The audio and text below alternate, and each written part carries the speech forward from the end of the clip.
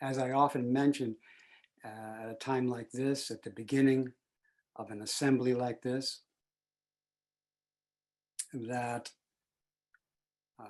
I would like to say the names of each person, but this group is a little bit large, and it would take so long that we wouldn't have much time left for anything else. But I want to acknowledge that I would like to say each person's name, have everybody hear your name, and everyone say your name. Because this assembly is a precious jewel. It was one with the Buddha and the Dharma.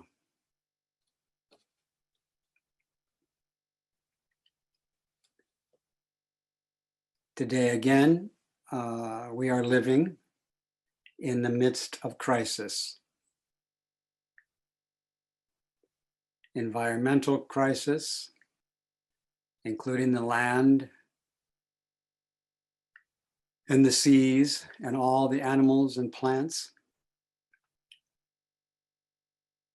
We are living in a cultural crisis. We are living in a crisis of justice and injustice. We are living in a political crisis. And the word crisis means turning point. So we are at a turning point in all these matters. And we wonder how to practice in crisis. How to practice in a way that we can accept our responsibility in this crisis and respond in a way that frees beings from suffering and allows us to live together in peace. How can we face the world that comes to us in a way that we can respond appropriately? In other words, how can we practice the Buddha way?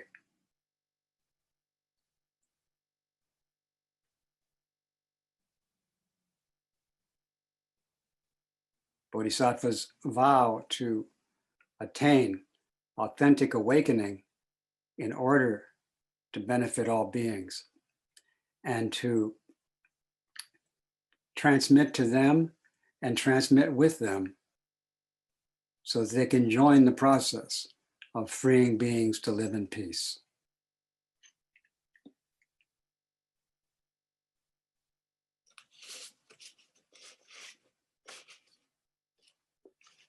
And as we often say, our practice is just to be ourselves, just to be ourselves completely.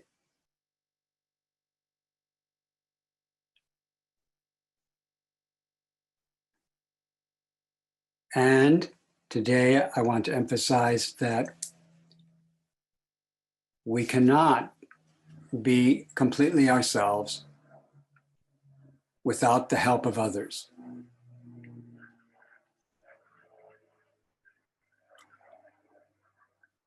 But we can be completely ourselves with the help of others.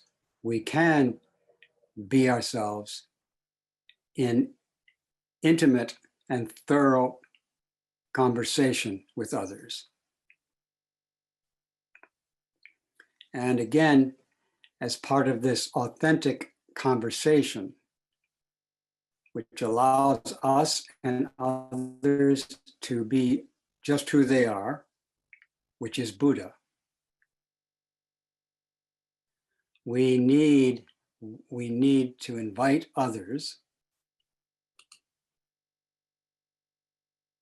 to call us into question. We need to welcome others to criticize us, to give us feedback, to help us become who we are and be who we are. I have some idea of myself, but that's not what I am. I am a being who has ideas of himself, but I am not just my idea of myself. Like I could have an idea that I'm a Zen priest, but you may have some question about that. You may have some critique of that, which I need you to give me so that I can become who I am and not be stuck in my idea of who I am. Normally, we are confined, even you could say imprisoned in our ideas of ourselves. We cannot get out just by our own effort. We need to make a concerted effort with all others that we meet in order to become free of our ideas of ourselves and our ideas of our practice and our ideas of our awakening.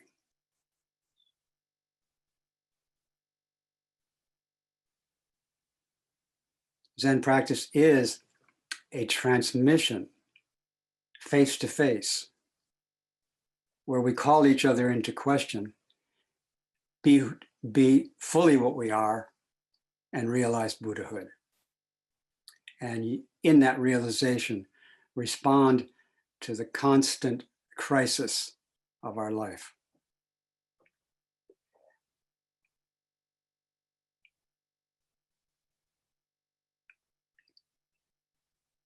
Buddhism is a tradition which wants to be criticized in order to be what it truly is.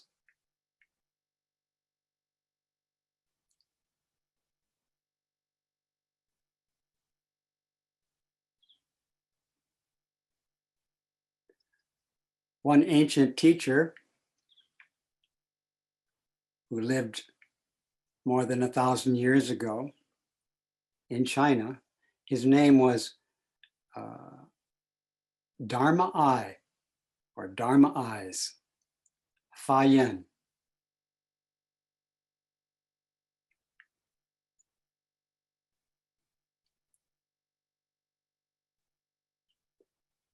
He taught very well how to question others and how to be questioned by others. And in this mutual questioning, realize awakening.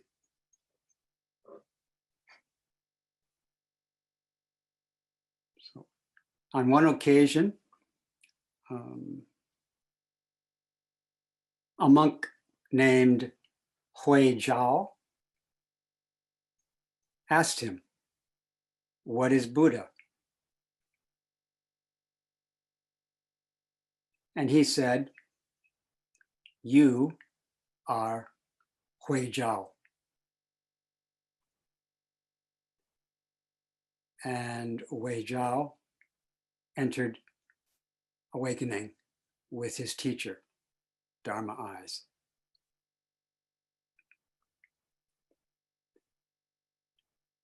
He didn't say exactly, "You are Buddha." He said, "You are Hui Zhao." If you asked him,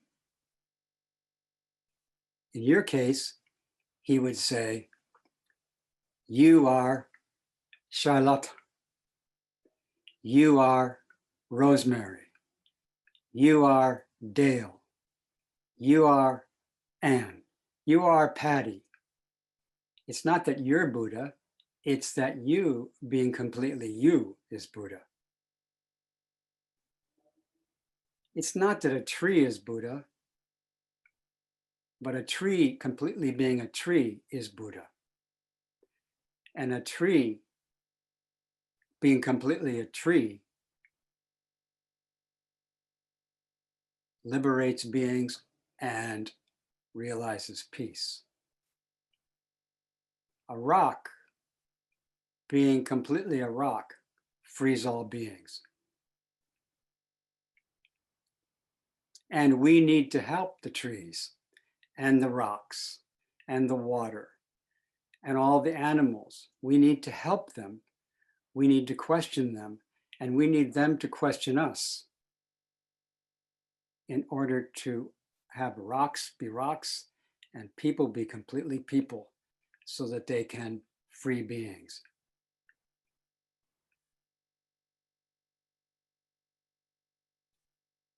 On another occasion, Fa Yin called his temple director in for some questions. The director's name was Tzu, Director Tzu. So Fa Yin said to the director of the monastery,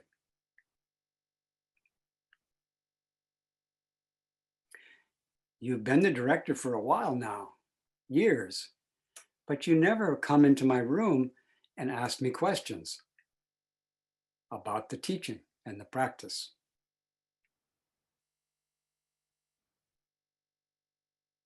That's what it says in the record. But I would amplify by saying, you never come into the room and ask me to ask you questions.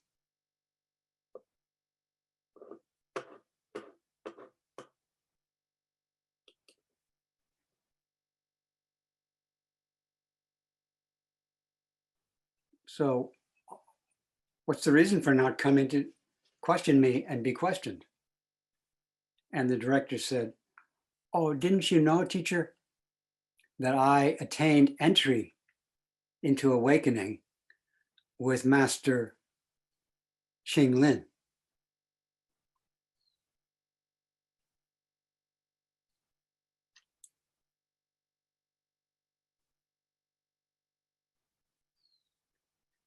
And again, if I could bracket and say, apparently he thought that that his awakening didn't require any further interaction, didn't require being questioned. I'm suggesting that if we're awake, we don't stop being questioned and questioning. We continue the process of dialectical investigation with others, even more so when we're awakened.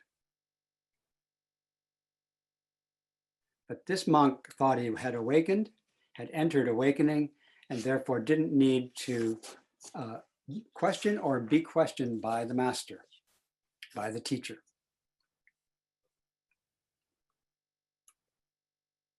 And Fa Yin said,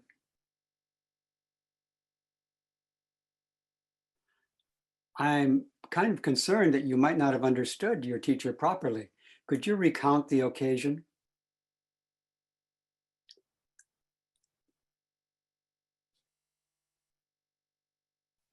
So Director Tzu said,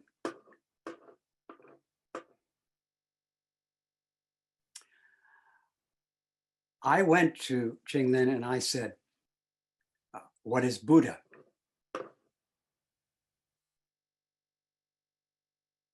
And he said, 'The fire god comes, the fire god comes, looking for fire.'"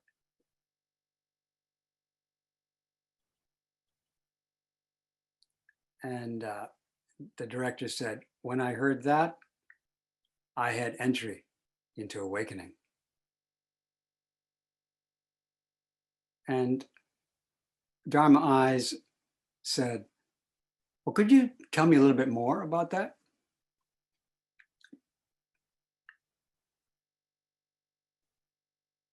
And the director said, "Yeah, it's like the fire god lives in the realm of fire, and it was still looking for fire. And I was Buddha, and I was still looking for Buddha."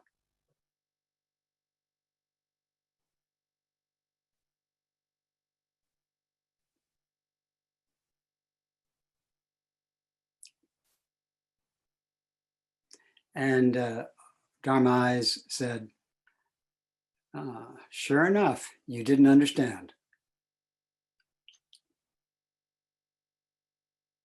The director, in one version of the story, it says he contained his anger In other words, he didn't strike back at the teacher who questioned him, who criticized him. He contained his anger and left the room, and he also left the monastery. The director left the monastery because he was questioned and criticized by the teacher. He was not mature enough to want that kind of relationship. He was enlightened. I don't need to be questioned anymore now. That's what he thought, I think. And so he left the monastery and off he went to be someplace where nobody would question him and everybody would just adore him for being a great Buddha. And he wouldn't have to talk to any more Zen masters. However, as he walked, he kind of a thought came in his mind, maybe I'm being a little hasty. After all, he's a well-known teacher and has so many students. Maybe I should give him another chance. So he went back to Dharma Eyes and said something like, I'm back.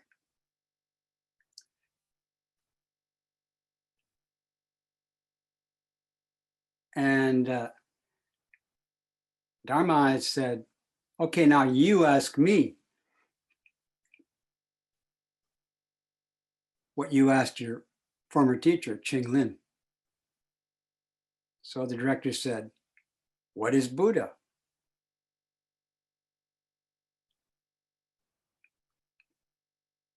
And Dharma Eyes said, the fire god comes looking for fire.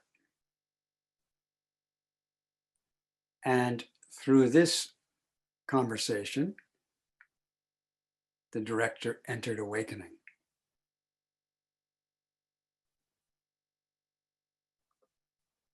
This is an example of the kind of critical conversation that we need to be free of our ideas about ourselves and others. We need these conversations in order to do justice to others. We need to be open to criticism in order to understand others. And being open to criticism and receiving criticism is not necessarily comfortable.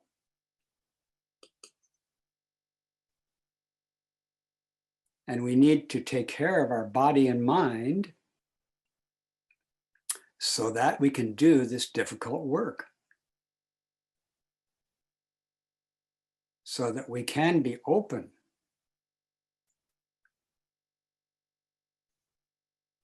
to being questioned, to be called into question, to be called in for questioning. We must take care of ourselves.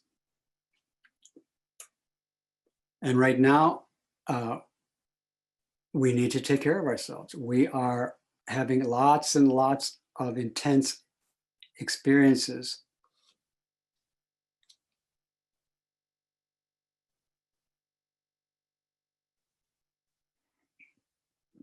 And we need to take care of ourselves so that we can take care of our relationship with others. And it would be good if we took care of ourselves moment by moment.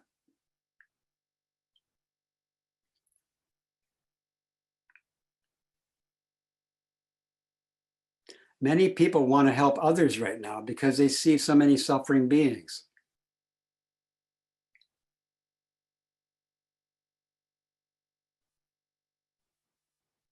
We want to look after others and help them. And when people say that, if I feel that they're taking good care of themselves, I would say, yeah, go ahead, take care of others.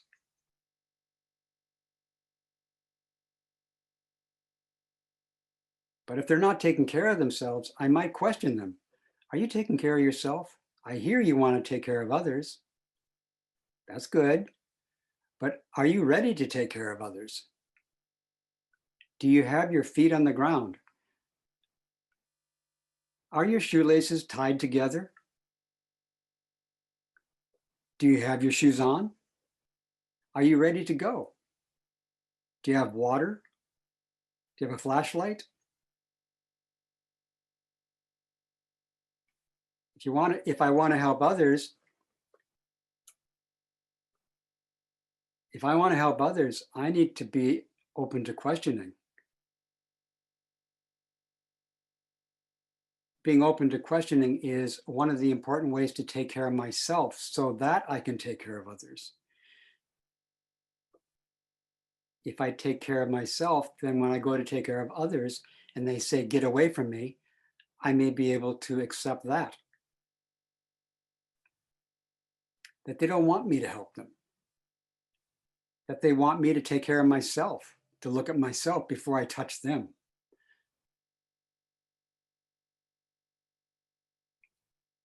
Excuse me, but I have a memory of my grandchildren that applies. May I tell you? May I tell you? If you, some of you have heard this story before, but may I tell you? So my grandchildren wanted to take care of me. They were little, a boy and a girl, and they wanted to take care of me. And they were petting my head and patting my cheeks. And then they wanted to put their hands in my mouth, which was okay with me. That's the way they wanted to relate to me. And I was okay with me. But when they put their hands in my mouth, their hands had a terrible taste. Really, it was just too much for me to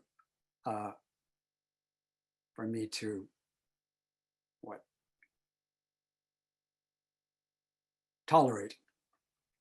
So I said, okay, kids, okay, take your hands out of my mouth and you can put them back in, but first go wash them. So they went and washed their hands.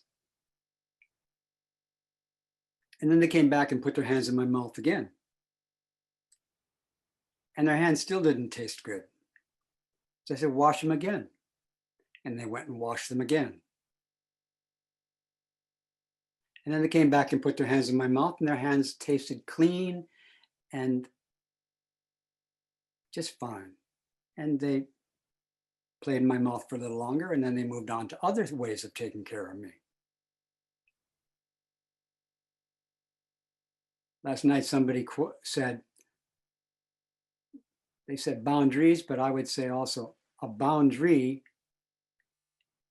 is the right distance for us to be with people so we can love them, so we can have a loving relationship. So I offered them a boundary for their hands to be clean so that we could have an intimate relationship. I gave them feedback. I took care of myself so I could take care of them. And they took care of themselves by washing their hands so they could take care of me.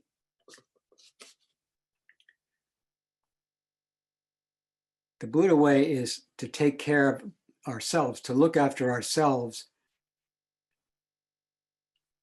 so we can look after others. And look after others, one looks after oneself.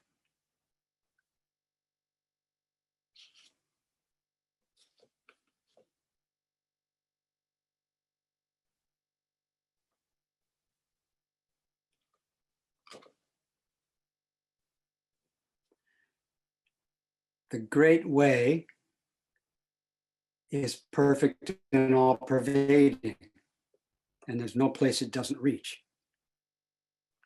And that expression could also be the great awakening,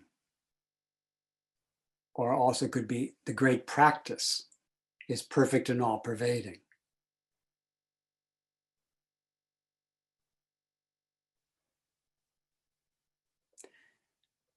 But if there's the slightest difference,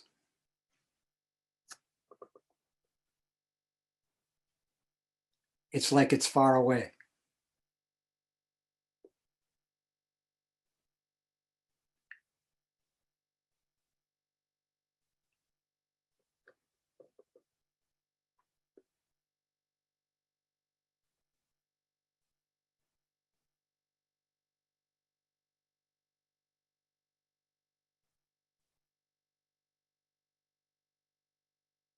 if there's a slightest difference between you and others, me and others, if there's a slightest difference between me and Buddha,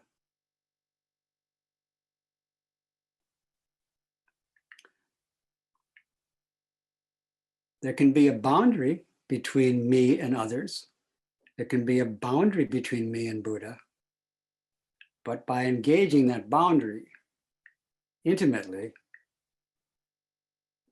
the boundary is an opportunity to realize that the practice is the practice we're doing together.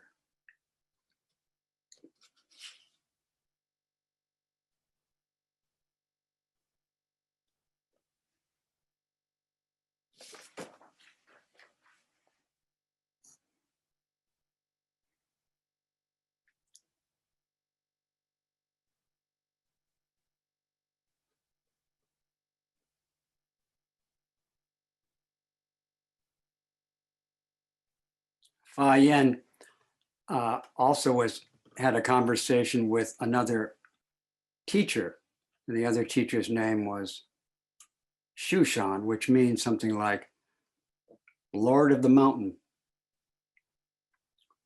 or Mountain Lord or Mountain of the Lord. Anyway,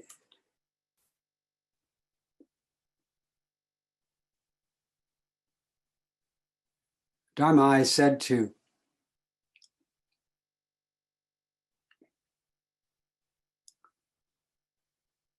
Shushan,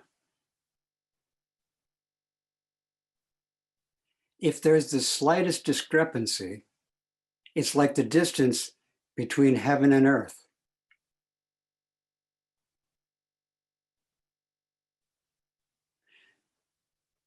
How would you verify this in experience?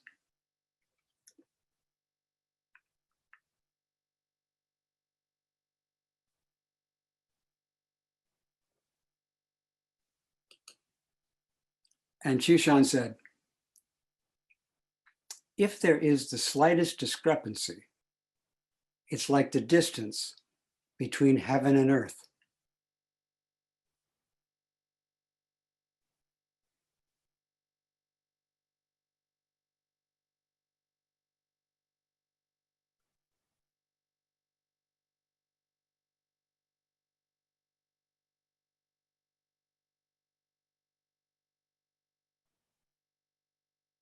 Fa Yen said,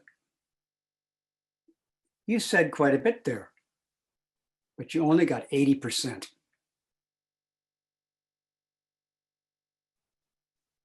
And Shushan said, I'm just like this. How about you? This is how I am. How about you?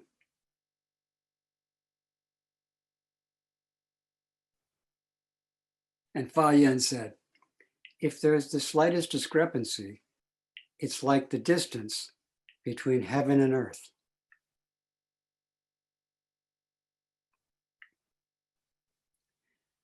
And the version of that story that I've read, it doesn't say at the end that Shushan attained enlightenment, like it sometimes does. I don't think it says that.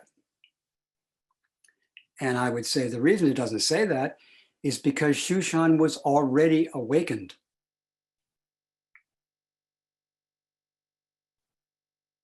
These are two teachers, two mature bodhisattvas. And mature bodhisattvas keep asking each other questions, keep interrogating each other, keep criticizing each other.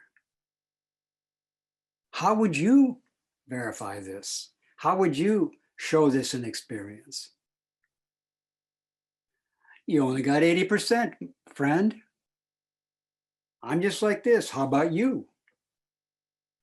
These masters are continuing the practice that we do at the beginning of the practice, the middle of the practice, and after the practice, and beyond the practice. endless, critical, investigatory, totally respectful and loving investigation, never-ending dialectical enlightenment.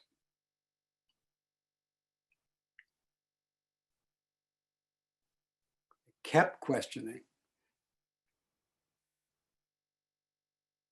And now, is there the slightest discrepancy? Or how would you verify? The teaching is not that there's no discrepancy. The teaching is, if there is a discrepancy, it makes a big difference. How would you test that? And in testing it, realize that that's an illusion. There is no discrepancy between you being you and you. And yet there can seem to be.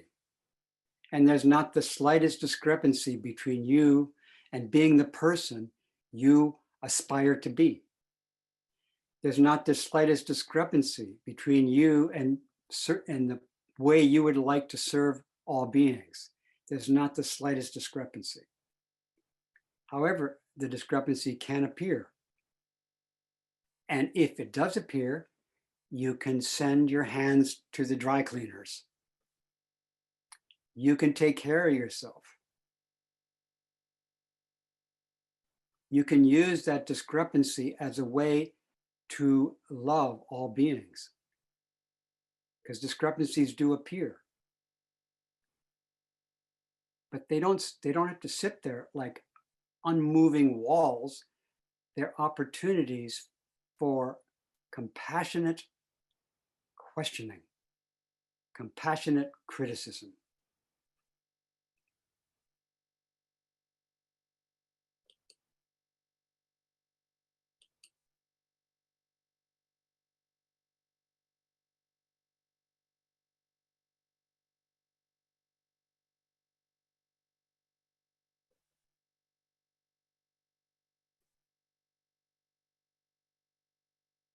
Okay, so let's see.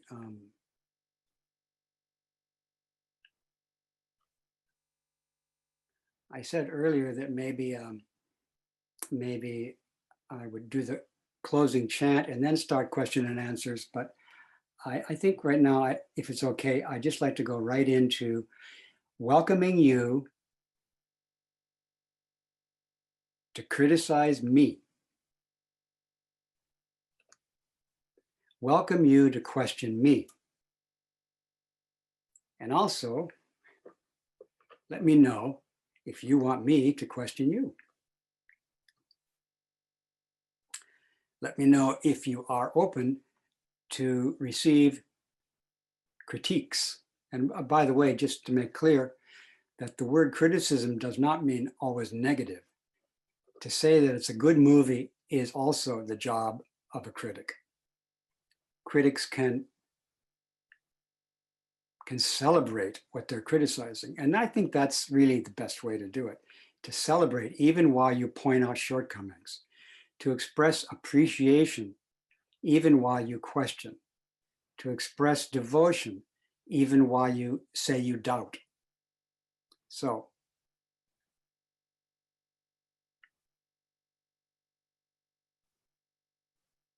any hair's breadth or bigger than hair's breadth deviations you'd like to discuss, any way you'd like to call me into question, you are welcome to do so.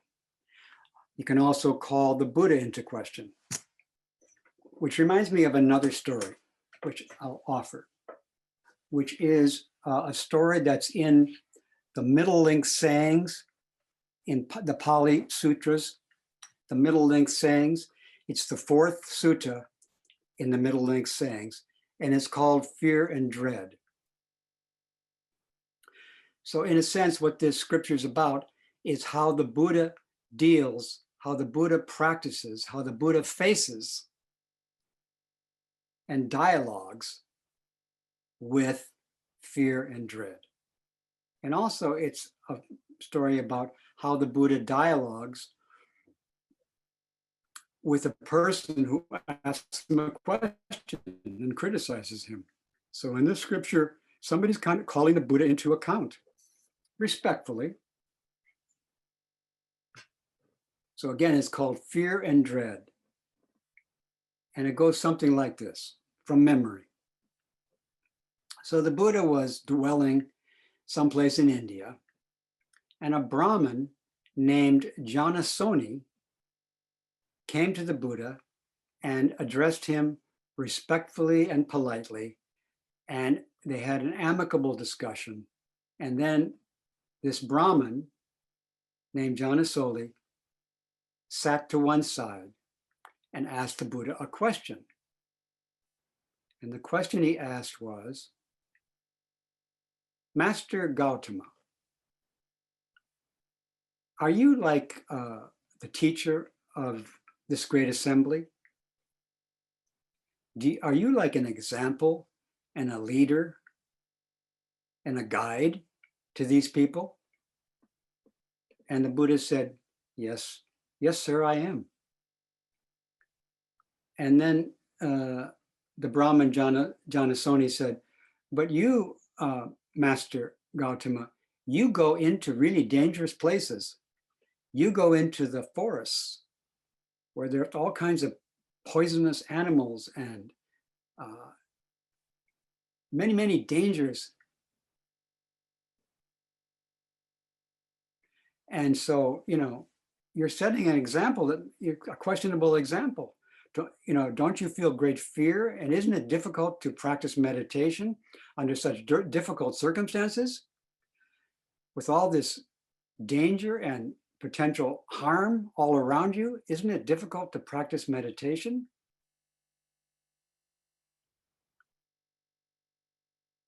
And the Buddha says, well, it was, but now it's not. Because I learned how to face all this dangerous material. And also I learned how to face my fear and dread and horror in the jungle. So my practice was, when I was in the jungle, surrounded by danger, if fear and dread arose and I was walking, I would just continue to walk.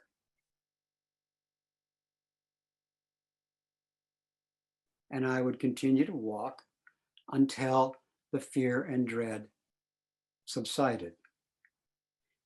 If I was sitting and fear and dread and horror arose all around me, I would continue to sit until it subsided.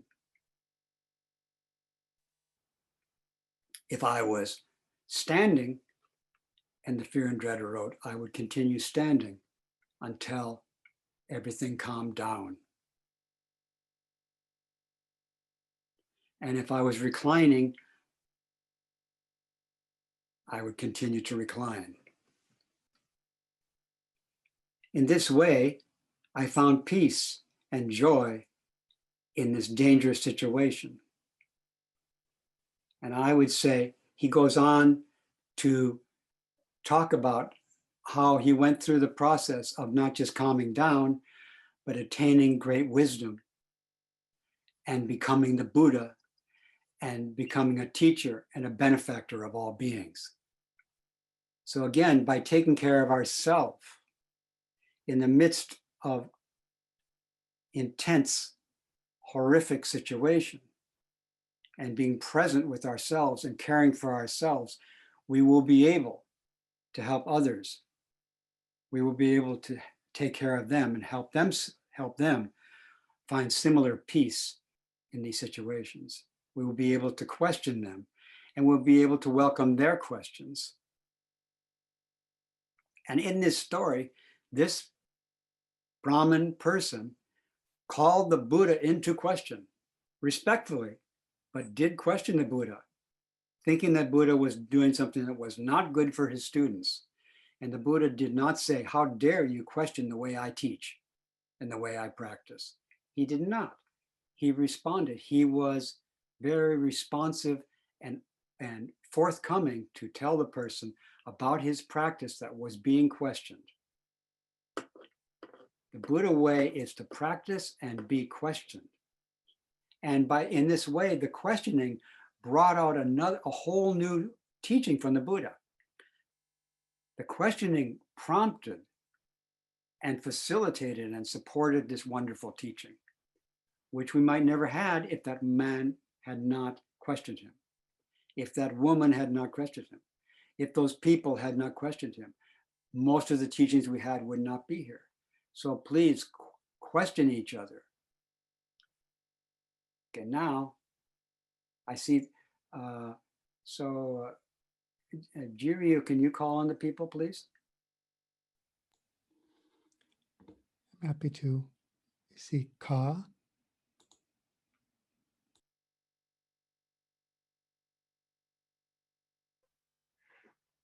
So it's actually not Ka, it's Michael.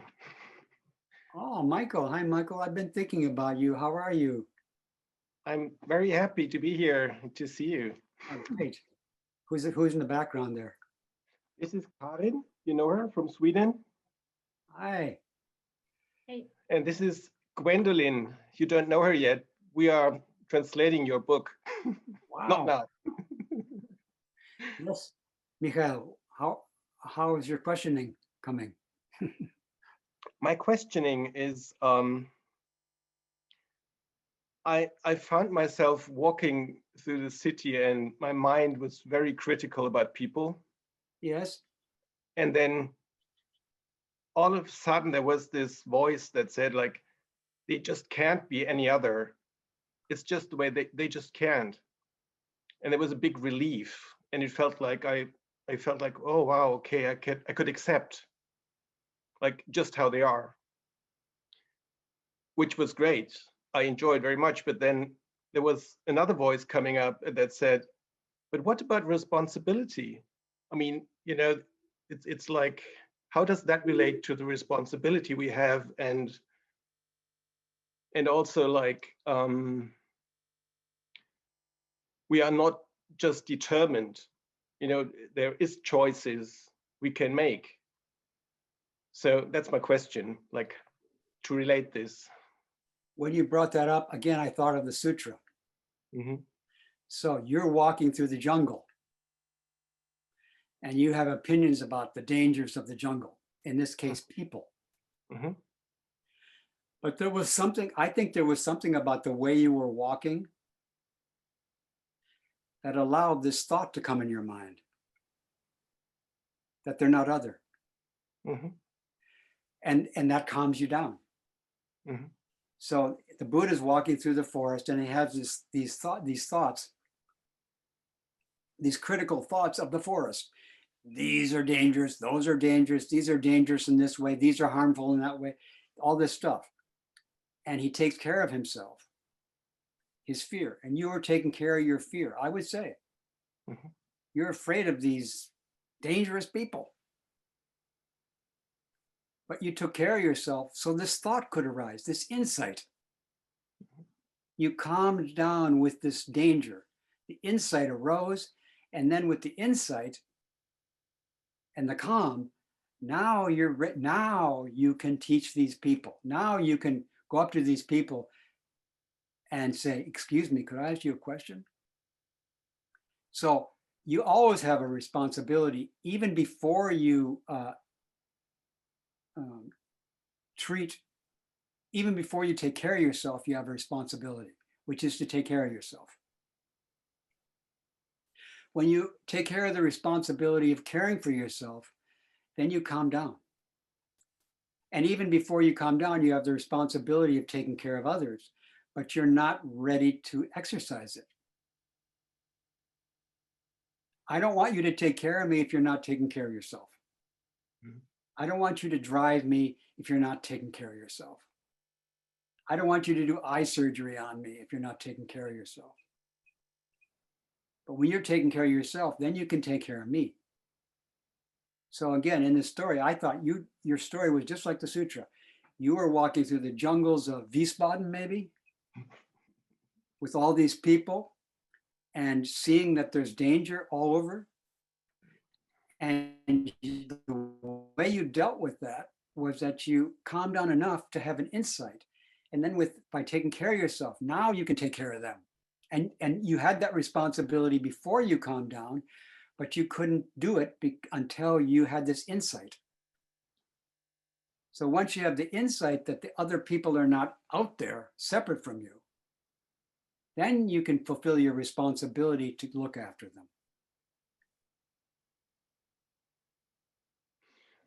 May I? Oh, sorry.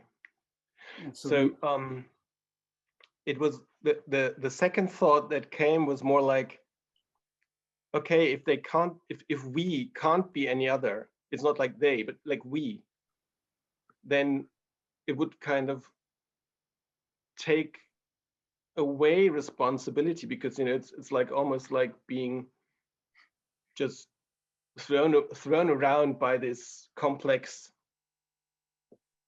interactive happening, but still we have responsibility in the form of choices, and that's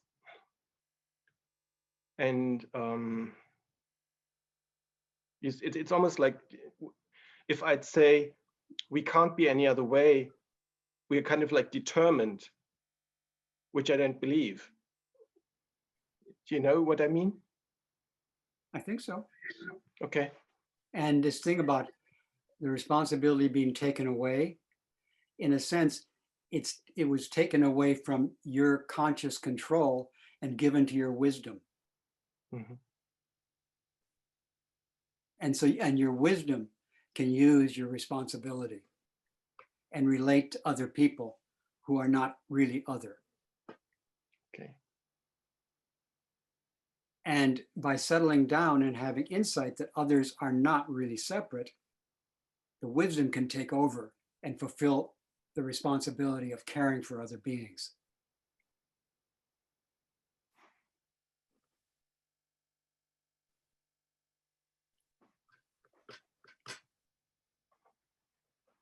Karen.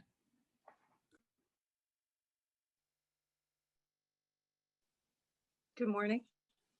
Good morning. Can you hear me? I can hear you. Okay, thank you. I wonder if you would please about how the processing of conversation and questioning goes on in a situation where it looks maybe like I'm the only. It looks like there's no one else around. You broke up. Could you say it again? So how is the conversation? Part of your speech I didn't receive, but Yeah, I'm going to turn the camera off. I'm going to turn the camera off and see if that helps. Okay. I wonder if you would talk, please, about how the conversation and the questioning occurs in a situation where it looks like I'm the only person here and there's nobody else around.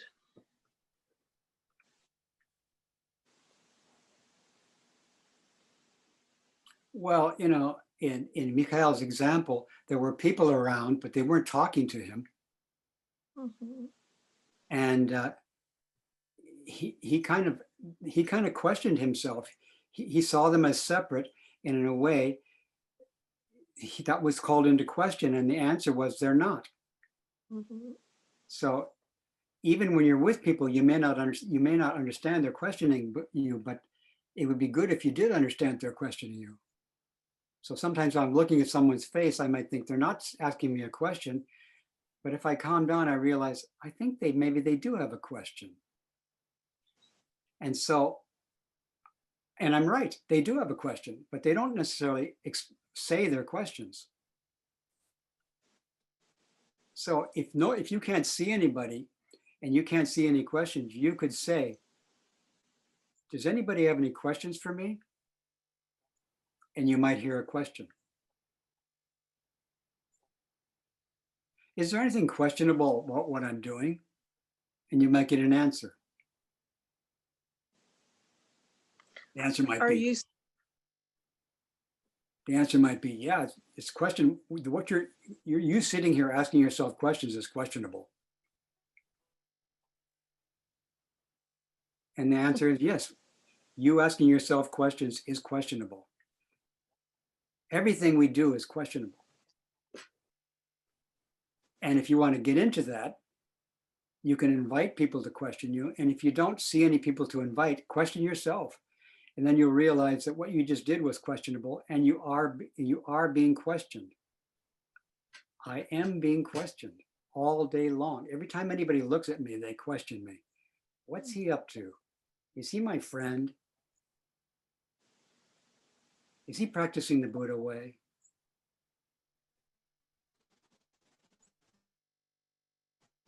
That's it. I see that on your face. You're wondering about me. Even though you're not saying anything. And if you take your faces away, but when we close down this video chat, this meeting, I might continue to feel questioned by all of you. And I want to continue to be questioned by all of you, even when I can't see your faces. So that when I do see your face again, I'm ready for your questioning face before you say anything. This is the way the Buddha is. And the Buddha's got questions for you too. How's that, Karen? It helps. I'd like to.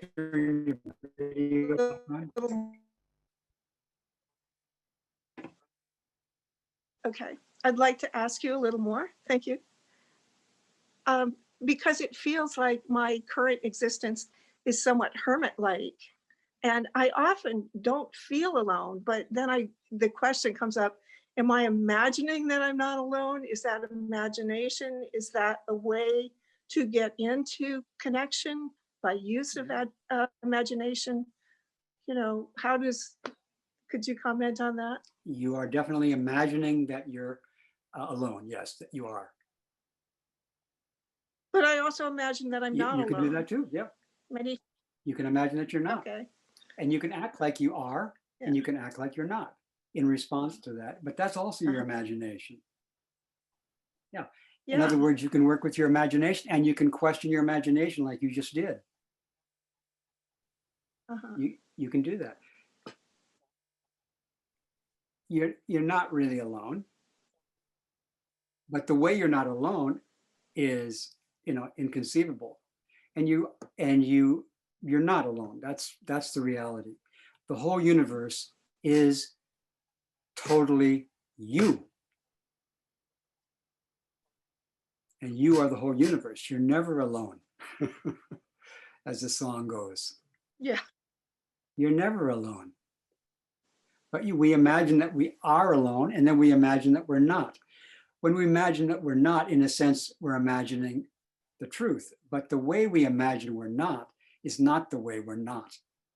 Like if I'm in the room with you, and I think, well, that's why I'm not alone, because I can imagine her. Well, that's true that you are with me. But even if I close my eyes, or even if you leave the room, I'm still with you, no matter. That's why, the boundaries are nice, because there are ways to work with each other. But even so, we're together. And our imagination that we're alone is like the Buddha walking in the forest with the imagination of alone. Fear comes. And if you deal with that fear that comes from thinking you're alone, you'll realize that you're not. We have to deal with the fear first, and then we need to have a dialogue with the fear. And then we'll realize that we're not alone. And then we'll be able to serve all beings.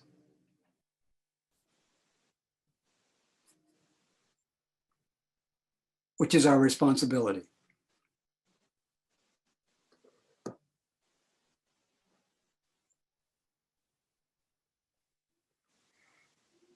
Next question, maybe?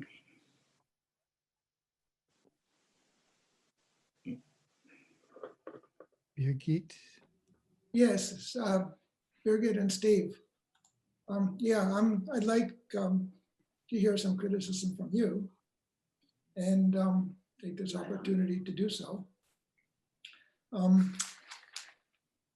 At times I feel critical towards my beloved wife, Birgit, and then sometimes she criticizes me back, and then I want to leave. My impulse is to just, get the hell out of there and just break things off completely. And I have to fight that, and it feels like there's a bit of a struggle, well, a big struggle to fight that and stay there and have it out and feel the vulnerability. And I feel like I know I have to stay there and fight, but I feel like the struggle keeps coming back over and over and over again. And I get tired of it. And then I want to give up the whole thing. And I keep finding myself back at the same place. And I don't know, I guess I'm hoping to somehow get more insight, or just voicing it might help make things clearer. Anyway, I thought I'd throw it out to the world.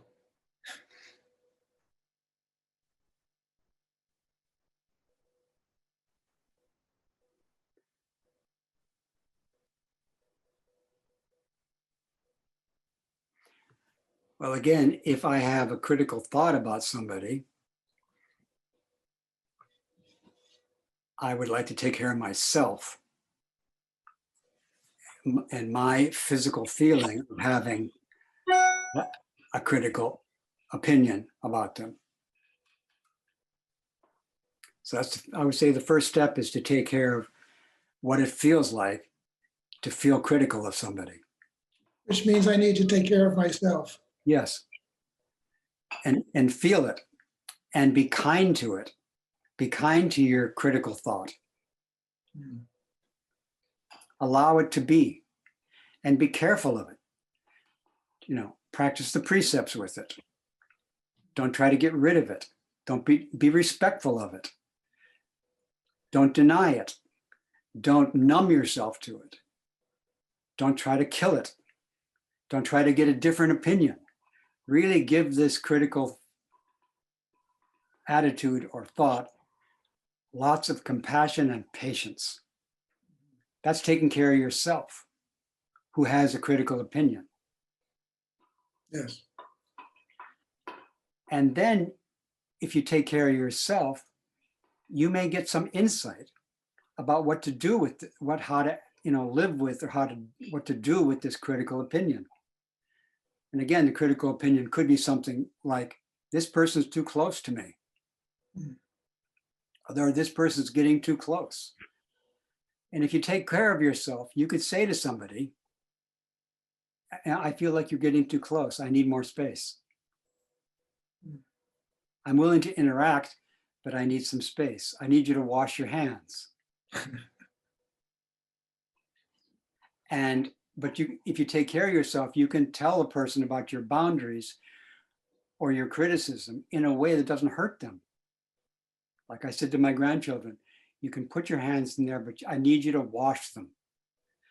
But if I don't take care of myself, when I feel the discomfort of their dirty hands, I might say it to them in a way that hurts them. But I didn't. I said it in a very gentle but firm way. I need you to wash your hands. Yeah, it's hard for me to say things in a kind way sometimes. Yeah, that's why you have to take care of yourself, because it's hard to speak kind when you're really irritated and uncomfortable if you don't take care of your irritation and discomfort. But if you take care of your irritation and discomfort, and one of the ways you can do it is by noticing it and telling the person you're with, I'm feeling really uncomfortable and uneasy and afraid. And I'm saying that to help me take care of it, and also so that you know this about me, that I'm struggling to take care of myself so I can be a friend to you. Like somebody said to me, I was in a monastery one time, and somebody said to me, I just want to let you know that this week I quit smoking. Brackets, be careful of me. I'm really irritable. But that didn't hurt me. I thought that was helpful information for me to know that he was very sensitive and raw because he didn't have the nicotine anymore. And he let me know that. So to let somebody know, I'm feeling really uncomfortable now. I just want you to know that I'm trying to take care of my discomfort. I'm not yet ready to ask you to do anything about my discomfort, but I'm taking care of myself. And I want you to know that. And I want you to know that I'm requesting you to support me to take care of myself with my discomfort with this or that or you. Could you please support me to take care of myself so that I can come back into relationship with you with some gentleness and composure and be really respectful and maybe tell you about the problem I'm having. Yeah. Thank you. You're welcome.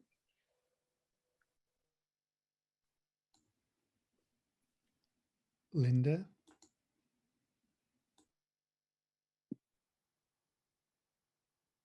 Good morning.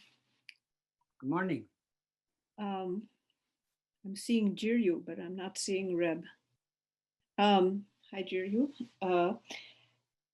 Okay, I'll ask my question without seeing Reb, but I wish you'd come back. Why don't you go to speaker view? Oh, I am on speaker view. I just needed you to speak. That was I see. all it took. Okay. So first, yes, I want you to question me whenever we get the opportunity for mutual questioning. Please do. Is now an opportunity? Well, you can wait until unless you want to go right ahead now, I have something to add to that. I just was demonstrating that I just did ask you a question. Yes, now it would be a good time. Yeah. And you can also tell me, but that's enough questions for now. I want to talk more. Well, I would like to continue with a question I have for you. So the last couple of talks I've heard from you, you've used the word criticize a lot, and you also used the words questioning and interrogating and dialectical things. I keep feeling that even though you explain that criticism isn't negative, I keep feeling that your use of criticizing with this meaning can be harmful because of the meaning and the experience that goes along with criticism in the culture that a lot of us share and in the time that we're in. For example, I've had to recover from a kind of relentless criticism, and maybe in my childhood, almost inescapable criticism meant being told that you're not okay, you're no good, or whatever, things like that, or no matter how hard you try, it will never be enough. So I'm just suggesting that you really soft pedal the use of the word criticize when you have other choices in the teaching that you're giving.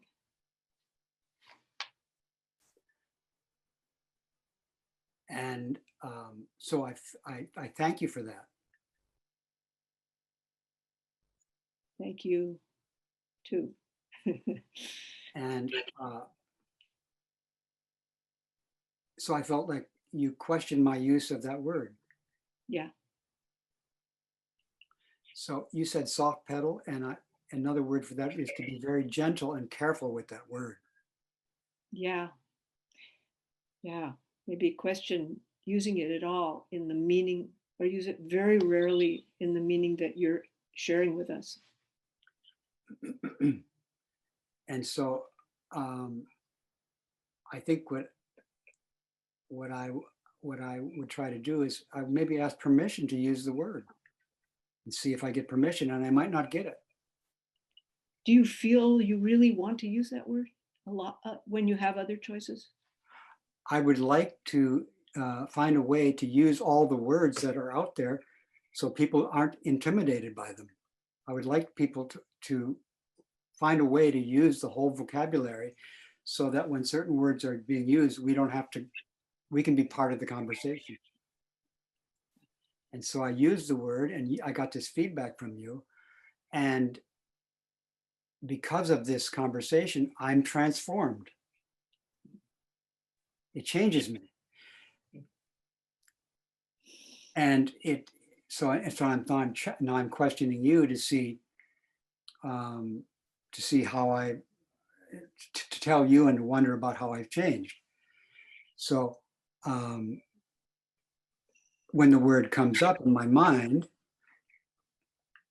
I think now I'm feeling like this word is very intense and I should be very careful of it. Yes, it's intense, and it also has a lot of, all words have a lot of karmic and kind of psychological associations, and that particular one, more than the other ones, has destructive associations for me, Yeah. and maybe for many other people. So what other word for criticizing means to point out our blind spots and our weaknesses and our delusions. That's what it is. That's what I ask you to do for me. Okay. What other word is as good as criticize? Or is there something really precious about that word that you want to keep? Yes, there is something precious about that word. And there's something precious about all words.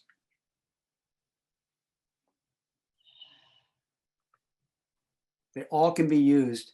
The preciousness of them is that they all can be used to turn and liberate beings. Because almost all words, some beings are hung up on. And so I would like to find a way to use any word that anybody's hung up on with them in a way that helps them let go of all the problems associated with that word, or let go of the way of holding it that's harmful. Well, I'm just saying that one, be careful. And I appreciate you telling me whenever you want me to be more careful than I am. Or if you feel like I'm not being careful enough with my posture or any of my words, I welcome you to say, I request that you use that word more carefully. Thank you. The word Tuesday, if you don't use it carefully, can harm people. But there are differences. Like you wouldn't say, I hate you, just because it might give a person an opportunity to work with that. You would be very, very careful with that. More than Tuesday. I might be careful, and other people also might be careful of me. Other people might use that word carefully with me. However, sometimes people use that word with me, I hate you, or that sentence, I hate you. Sometimes they use it with me in a way that's very helpful to me. And they do it carefully. Okay. But I might sometimes do that. Like, but right now I'm feeling like you don't want me to say I hate you. Oh no, I'd prefer not. You prefer not, yeah. So yeah. But I'm just saying that, of course, I brought up the thing about it's Tuesday as an example of something that doesn't have so many associations with most people about trauma. But if I'm not careful when I say Tuesday, it can hurt people. Like if somebody says it's Monday, and then I say it's Tuesday, but I don't do it gently, it can hurt them.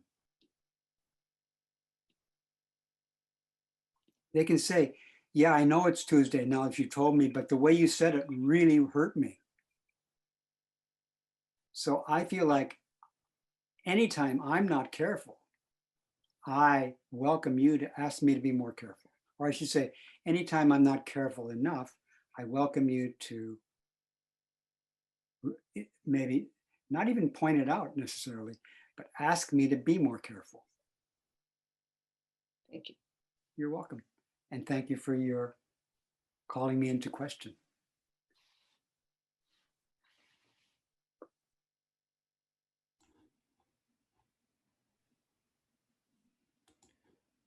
Basia. Thank you.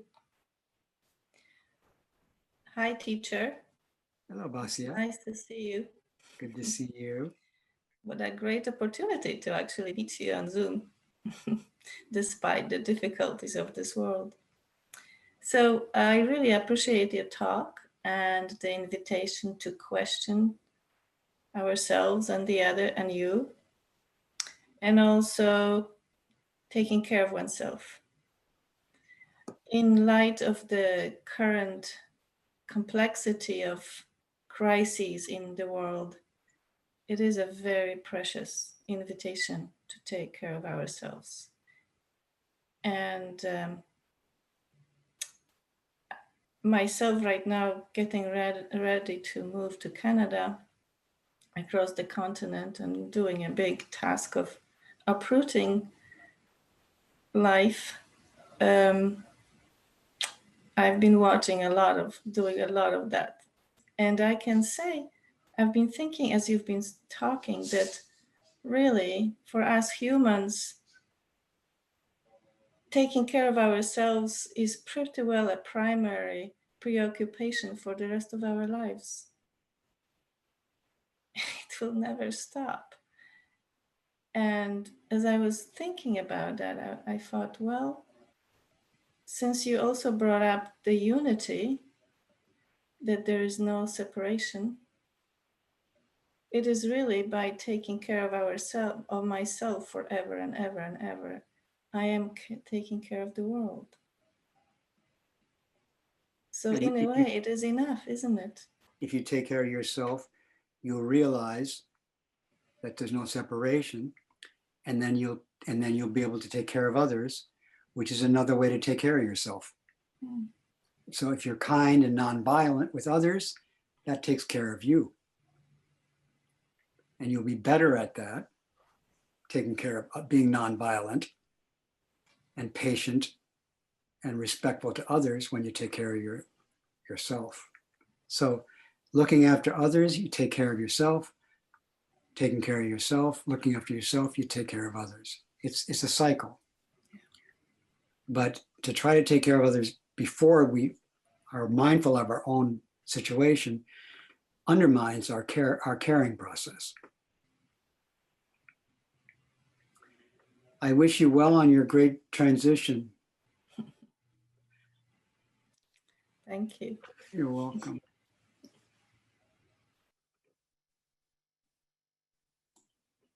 Mara. Good morning, Reb. Good morning, Mara. So it's interesting that I want to say thanks, Linda, because I didn't even know how I was phrasing that, but then you actually put words to what I was feeling about the words criticism and questioning. And I was going to ask you, Reb, so I'm thinking about how I receive those words, and they're also really charged for me. But if I reframe them as like a form of curiosity or an act, both me being offering criticism and me receiving criticism as acts of curiosity, if that still held the full meaning of what you're saying. I think you can almost use them the way I'm using them. I think curiosity is really good. Okay. Yeah, if someone says something and I think curiosity maybe might seem more gentle. And yeah, well, it definitely takes the charge out of the word for me.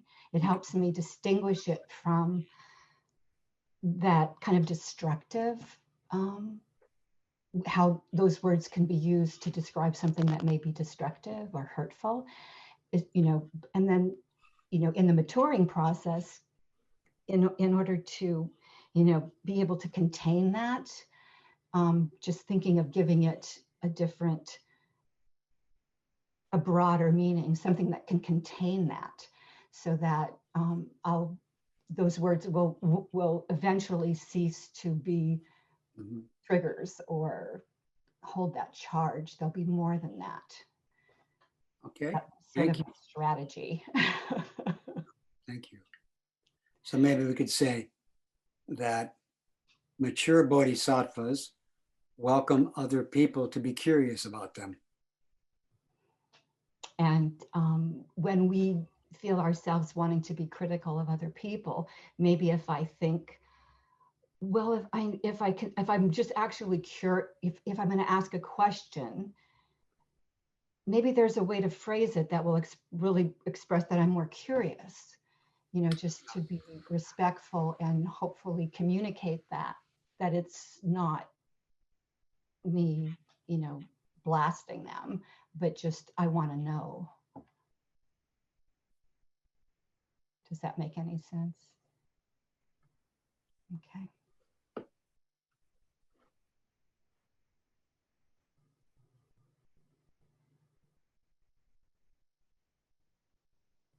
Yeah, so I think maybe if I have a critical thought, then I might be curious about that thought. And if I have a critical thought about somebody, I might be curious about them. Rather than believe my thought, the critical thought might be something that would stimulate me to ask them questions or be curious about them. Because maybe for example, I might have a critical thought in the form of, they're angry at me.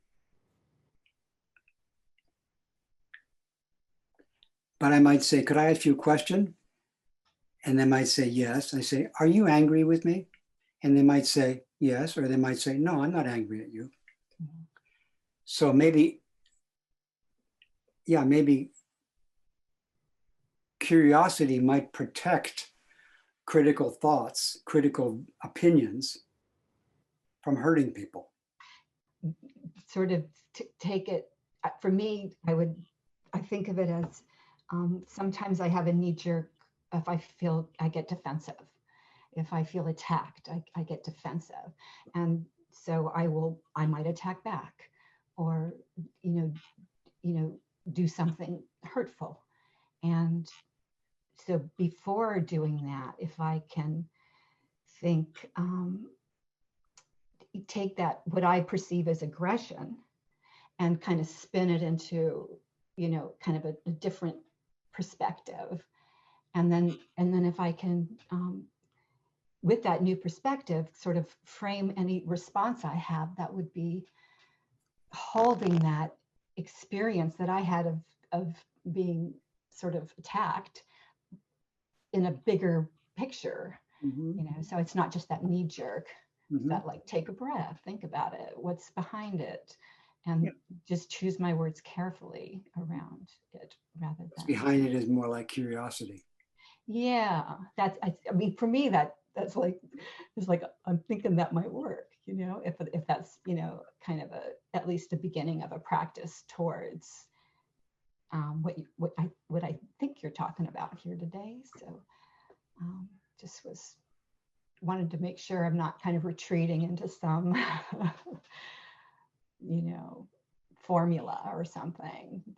I want to acknowledge that I do get triggered by those words. Criticism and more than questioning, but interrogation is kind of charged too for me. But I also believe I love having large vocabulary. I love seeing the breadth of an interpretation of a word. I think for me that's a value.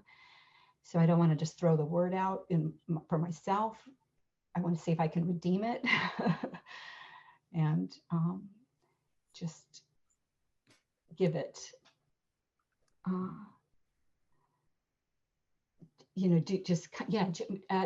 approach it gently. I think that's what you said. Thank you. Thank you. Thank you.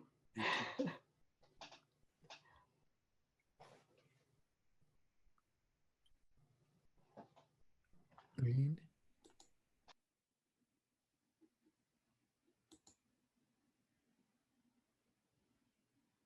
Good morning, Reb. Thank you for your talk and your questioning and asking for feedback. And I, for one, am really glad you used the word criticism. I think it's because it's a natural word that comes up in my mind a lot. And I'm glad to feel like that part of me is also included here, the part that criticizes. So thank you. And I relate to it being a really charged word. And I feel like in my investigation of my response to criticism, I've been able to investigate, I think with your help, one of the underlying things that I've come across is it brings up my fear that I will be excluded from the group, that I'm not a part of the Sangha, that I'm not worthy, or whatever these things that come up. And what a relief to investigate those things and not have them always be these like scary demons in the closet that don't get investigated. So that's one thing I wanted to say. Yeah, maybe I'll leave it there. Thanks.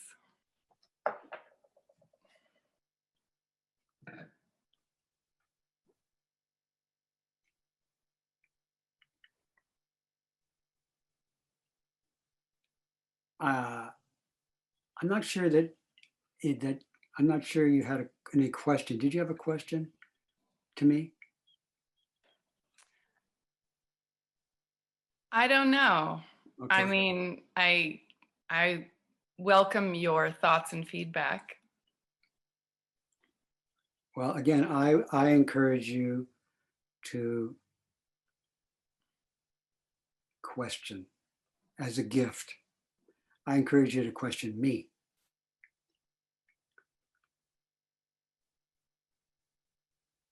And then after you question me and you get some response from me, then you may have more questions, or you may have some requests. Questions may help you understand what you want from me.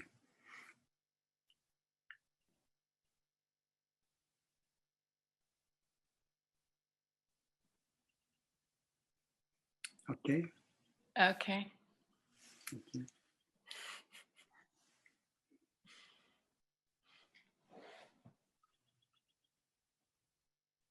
And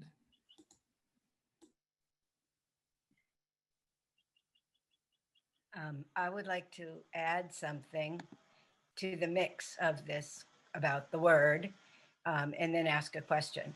And about the, I really feel like I want to throw caution into the room with trying to massage somebody's language, because in the book White Fragility, this is what people of color say all the time. I can't talk about your racism unless you're safe, unless you feel comfortable. And it just shuts down conversation. I can't talk about racism unless you don't have anger in your voice, or I'll be out of the room. And what I respect and admire about you, Tenzin Anderson, is I have brought up issues of race in what I will call unskillful ways, in ways that are combative, in ways that are judgmental, in ways that aren't kind, in ways that are come from the heart, but they're not, they're raw. And your response to them has always been, one, to take care of yourself, and two, to take care of me. And I have never felt like the conversation was hinging on my ability to do it well, which has allowed me to get better and better at the doing of it.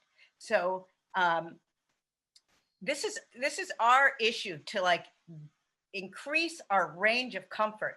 And if somebody makes a face while they're talking, or somebody uses the wrong word, that's on me to have my heart be so big that I see the pain behind it. And that my trauma is so worked on. It's not about my trauma being triggered. It's about seeing somebody else's trauma. So anyway, that's what I want to throw out there. But my question for you is, what is the difference between I am not it, but it is me? And if there's a hair's breadth deviation, it's as different as earth and sky, or what is the difference of that?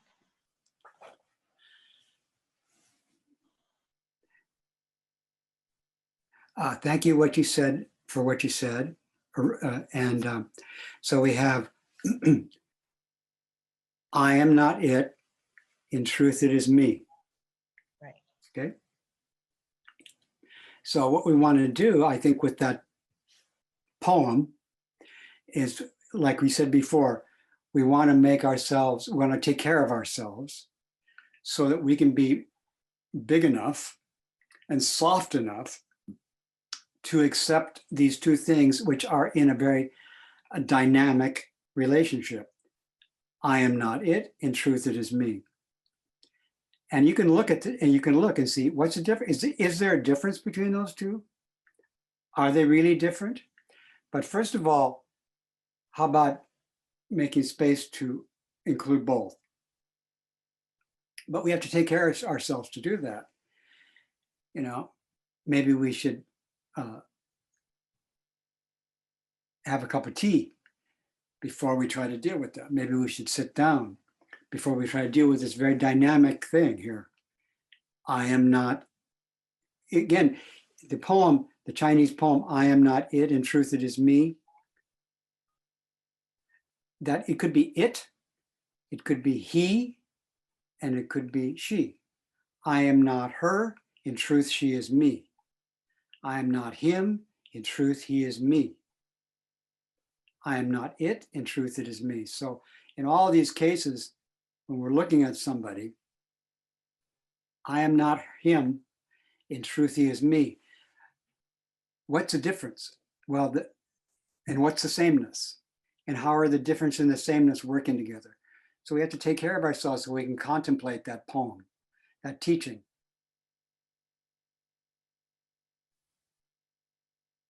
Thank you. You're welcome.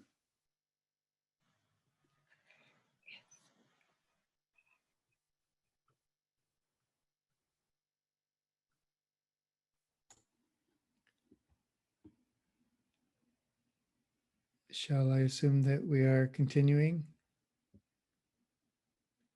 Okay, Rosemary, are you hoping to ask a question? Yes, I am. Can you hear me? Can you hear me? I can hear you. Can you hear me? I can hear you. Yes. Good to see you. Good to see you. I enjoyed your talk. Can I say something? Yes. Just want everybody to know that this woman taught me to roller skate. Thank you. You're welcome. And my question is, did you have eggs for breakfast this morning? I did not. Okay. Questioning is such a good way for us to get to know and understand each other, where we're coming from, what our fears are, and I just love your talk. It just humbled me to understand what criticism is. Criticism is a word, and I think for most people, it's a word that opens them up. It's kind of like a hammer on the head. It either awakens them to think about why that word hurts them. And I think what you said to Linda was for me, it explained that for her, having such a word is not helpful for her. And I've had that situation with that word myself. Criticism has been a hard one for me. But the more that I realize it is just a word and reflect on that the person is actually trying to tell me something about myself that's helpful for them to get to know me and want to get to know me. It's a boundary word. Criticism is a boundary word. It's saying that if you can't take criticism, it's, to me, when somebody criticizes me, it's like saying, if you can't take a criticism from me, then that means that I have no way to kind of communicate to you what I dislike about you, or something that's annoying, or something that you're doing that blocks my availability to you. Just like you said about your grandchildren sticking their hands in your mouth with dirty fingers. That's to me what criticism implies. It means that I need to find that way, whether it's washing my hands, I mean, if I was, your grandchild, or if I'm as an adult, I need to find that way to get that connection with you, because that's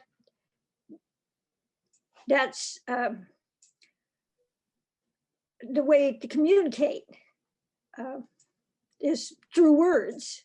I mean, that's our main objective being human, is we have all these emotions and we can hug each other, we can say we love each other, but words are a connection, a direct connection, just like this opportunity on my iPad to be able to connect with you is through words on this great system we have now called the internet.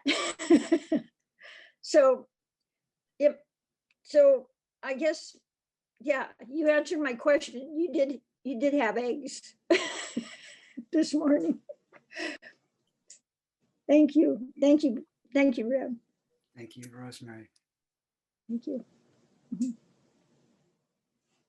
Thank you.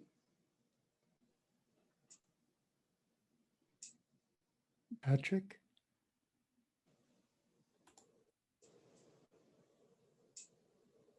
Hello. Hello. Hello, Lee. Hi. Hi. I can't tell if I'm in the camera or not because I'm I not. can see you really well. Oh, good. Both Patrick and I are sitting here, and we both have a question. So I'm not sure what the protocol is for that. If we have to get in line again, or if we can both ask our question. So I welcome both your questions. okay, good. Okay, so it's always, I just love hanging out with you here, Reb. And I wanted to make sure that I got the gist. So the gist to me today was, in a time of crisis, such as the time that we're in now, to take care of yourself so that you can take care of others. And that taking care of yourself means fully being yourself and fully being with yourself. Is that the gist? Yeah, with maybe one additional point is that I need help from others to fully be myself. Great. Okay, And thank you. Yeah. So I'm relieved to know that I basically got the gist, except for the piece that you just added. And then the other thing that I wanted to share with you, because you have so generously offered to have us give you feedback. I'm going to use the word feedback, because at this point I'm afraid to use any other word. So the truth is, and that I often do not understand you with my mind, But while I am not understanding you, at the same time, I'm also feeling a great deal of love and respect and relief. It's just what happens when I'm sitting here with you, even when it's in a Zoom format. And I have a great deal of confidence in you. So it's not logical because I'm not understanding you necessarily with my mind. So I'm just wanting to let you know that I'm not understanding you, and I also love you. The feeling is mutual. Oh, I thought I was being very clear, but maybe I wasn't. Well, I mean, I understood everything you said perfectly. And also, I don't understand you. Patrick is laughing. I think he may have a mutual feeling about that. You know, we have this image from the Genjo Koan. When the Dharma does not fill your body and mind, you think it's sufficient. When the Dharma does fill your body and mind, you know something's missing. Okay, that's the perfect example of me not understanding you. Yeah. So then they use the image, which you might not understand either. Well, maybe before I give you the image, I say, when you're a graduate student in physics, you think you know everything about physics. But when you become a professor, you realize there's something missing. So you're not like a graduate student on the subject of Reb. You're like a professor. Oh, You don't know there's something missing in your understanding of me. yes. So you're more like a professor. Well, I feel, wow. Yeah, wow. And so it's like going out into the ocean. And if you look around, the ocean looks like a circle of water. But the ocean is not a circle of water. It just looks that way. But if you're out there and you see the circle of water, you might know that that's not the circle of water. Because you know enough to know that that's just what you see. So you're also, I understand what you're saying, but you're more than you're more than I understand. And if I open to that, I open to something very relieving and encouraging. That's beyond my vision. And whatever it is that's relieving and encouraging is present here now. Yes. Thank you for that. You're welcome. Thank you for that. I think it's Patrick's turn now. Okay, Patrick, it's your turn. Okay. Hi, Reb. Yeah, I'm also really appreciating the engagement today. And the question I have is, I noticed that my habit is to take care of myself in the sense that you're talking about, to the point where frequently I don't do the additional step, which is the connection, to make the connection. I'm having the idea that I'm taking care of myself enough so that by the time that the opportunity for connection, that opportunity may go while I'm still taking care of myself. And this has been, I mean, it's happened between me and you for many years. I often feel in much of the way that you're talking about that there's something missing in our connection, which now you've explained to me is actually a good thing. It's an indication of something. And then I don't go make the further step, which I think a professor would do, which is make the inquiry. What's missing here? So I guess that's what I'm saying. So I guess my question to you is what's missing here between the two of us? Maybe it's as simple as that. And that I'm afraid to ask that question, or I try to take care of myself enough so that I don't ask it. So I'm asking it now. What's missing?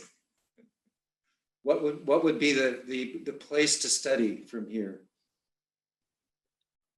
For me, it's not so much for me to tell you what's missing, because that would be another circle of water, Mm-hmm. but to encourage you to keep asking what's missing, and to keep saying, I sense that there's something missing. In other words, another way to say it is, I sense that our relationship has to go on longer and longer, that there's no end to me saying, this was nice, I took care of myself, I enjoyed meeting you, and I feel like something's missing. To welcome in the feeling of something's missing into our relationship again and again and again. This was a nice meeting, but still something missing. Well, we had another nice meeting and something's missing. So we go away with a sense from the conversation that we have more work to do. And then we can see, how do we feel about that? Are we up for it? I'm up for it. Are you? I'm up for it. And So now that so now that you've said this, you can say it again. And I can also say it again now that you said this. I can say, Patrick, well, we missed something again, didn't we? We had another conversation and something was missing. And we want to go on anyway. Yeah. And I'd say not just anyway, I'd say that somewhat similar to what Lee was saying, that that awareness of the something missing somehow in some paradoxical way gives me the encouragement to continue the practice. I continue the practice, I notice. And now I can say, because something's missing, rather than in spite of something missing. Yeah. And also another thing which I would say is that it's good to have some irony in our practice, which is partly that we continue to want to practice even though we're not really sure what it is. Yes. We continue to want to have a relationship with this person, even though we don't fully know who they are. And to want to have relationships with people where we think there's nothing missing, it's not as alive as wanting to have a relationship with people who we don't fully know. But we want to, it's not so much that we want to know them, but we want to continue to be curious and inquire. We want to endlessly inquire. Yeah. Yeah. And the part that for me is, I just have this feeling that I erect enough of a barrier in taking care of myself that I don't make the additional step of inquiring of you directly. What's missing here? You know, maybe, and it's as simple as, I laugh when I say that, because that's so simple to ask you, Reb, what's missing? What's missing? It really matters to me. I care about what's missing, and I don't have an idea, a clue what I'm saying here when I say that. Something's missing. Yeah. Yeah. Okay, thank you. So let's continue. Yeah. Thank you both.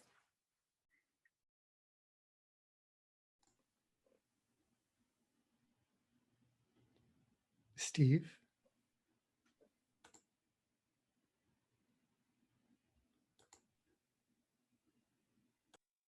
Thank you for taking my question.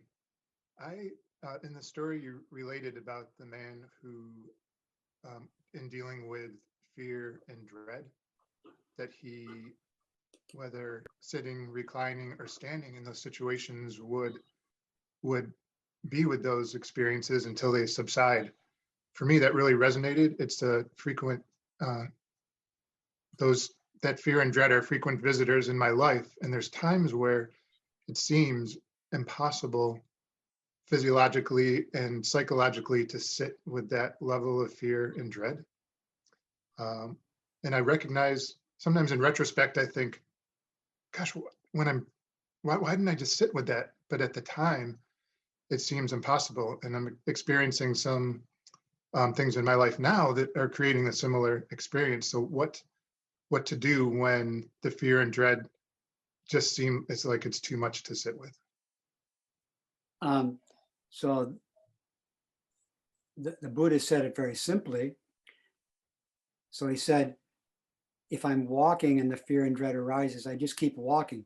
But he didn't amplify that he's walking and he can't bear to keep walking. You know, it's just overwhelming. He does not have, he can't tolerate it. He didn't mention that. But other places he mentioned that sometimes the pain, the tension, the horror is just intolerable. In other words, our patience isn't big enough for it. That's part of continuing to walk until the fear and dread calm down. Is part of the journey to get to that point is some moments where you feel overwhelmed, where your patience isn't strong enough. And the Buddha says, basically, if you're practicing, making yourself, the word for patience also means, the root of the word patience is capacity. So part of the patience practice is to develop the capacity for this extremely, for painful experience. So part of it is that you sometimes realize this is too much, I don't have the capacity for this. So then we can't continue. We have to take a break and come back again. But if you keep working on it, your capacity will increase, the Buddha says. The Buddha's capacity increased. There were times when it was too great, the pain was too great, and he didn't force himself to stay in the pain. He experienced what it's like not to have the capacity, and maybe got angry or got depressed or whatever. So that's a simplified version of a very dramatic course of study, is to keep sitting even when these painful things come. But that also means to work on patience and generosity and ethics and so on in order to deal with this. So you can keep sitting and you will calm down. So we need to tolerate that sometimes we can't tolerate. Need to be kind to the limits, the boundaries of our tolerance. Another thing to be kind to is the limits of our patience, the boundaries of our patience. It's tricky because the inclination is to want that awful experience to pass, to wish it was otherwise. Yeah, that is there. And so that's not patience. Patience is not wishing that the pain would go away. Patience is developing the capacity to feel it. But sometimes we don't have the capacity. So all we can do is scream. And that's okay. We can work with that. And another thing we do sometimes, instead of working on opening up more to the pain, we start thinking about getting rid of it. Another thing is about patience is try to find the smallest piece of time to feel it. Try to feel it in the most now of now. That's the place where you have the most capacity. If you think about how long the pain's been going on, it's more difficult to be with it. If you think how long it might last, that makes it more difficult to be with it.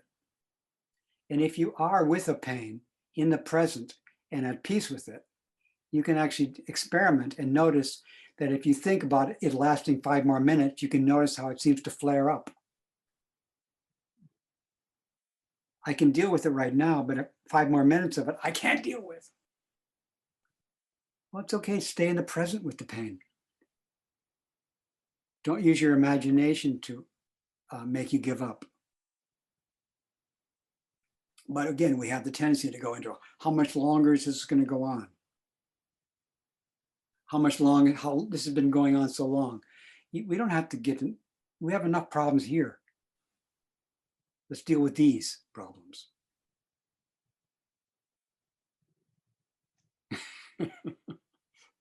Yeah. It was a timely story, and I appreciate your response. Thank you. You're welcome.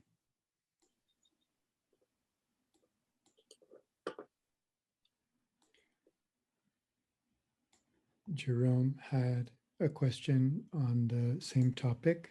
Jerome? Hi, Reb. Thank you for your talk. I have a practical question about fear and dread. I see a lot of people walking around and they are not wearing a mask. And my tendency is to ask, I'd like to ask them why they aren't wearing a mask. And I would like to ask them to please put on a mask. And I practice generosity and tolerance and patience, but I still have a fear and maybe dread of their response, particularly, I guess, a violent response, even here in Marin County. So on a practical level, I take care of myself. I take a wide arc and often say to myself, why? But I'd like to hear your response on what you might do in such a situation. I would say most of the time, what I do is I try to be kind. I watch out to see if there's any self-righteousness in me. So I'm wearing a mask maybe to protect myself and others. And somebody's not wearing a mask, and then I might feel uncomfortable with that. And it's possible that I think I'm better than them because I've got a mask. Yes. So that's that's something for me to take care of in myself. Usually they're gone by the time I start addressing my self-righteousness. However, I think for me to be aware of my self-righteousness is good for the whole world. Now, if the person somehow was circling around me without their mask, and I really dealt with my self-righteousness, I think I might be able to say, hey, can I ask you a question? Yes. But if I ask them, if I ask them about asking them a question before I deal with my self-righteousness, my question will probably be hurt them. They'll probably feel disrespected by my question. Self-righteousness makes it more difficult for me to respect people who are not doing what I think is right. So if I ask people a question without respect, I actually do not want to do that at all. I basically do not want to ask people questions if I'm not respectful of them. I disqualify myself, generally speaking, from asking questions. So if I'm going to ask somebody a question, I kind of say to myself, do you respect this person? And if the answer is no, I'm not qualified to ask him questions. It's not going to help. I do feel self-righteous in those situations. And as you said, by the time I recognize my self-righteousness, the situation has passed. And maybe I'm getting better at it, but I appreciate that response. Yeah. So self-righteousness is like, it's a disease. And if I want to help others, I have to take care of my disease. So before I try to help the person who's not wearing a mask, I got to take care, if I have that disease, I have to take care of my disease. And if I take care of my disease, I can help other people. But if I skip over that self-righteousness and try to talk to anybody with self-righteousness in my heart, uncared for self-righteousness, it won't be helpful. It'll just cause more, it'll just make that person say, I'm never going to wear my mask, because that's the kind of people that wear masks. Those self-righteous people. I don't want to be self-righteous, so I'm going to not wear my mask, because then I won't be self-righteous. Well, then there's which is worse. Exactly. Yeah. Thank you. You're welcome. Thank you.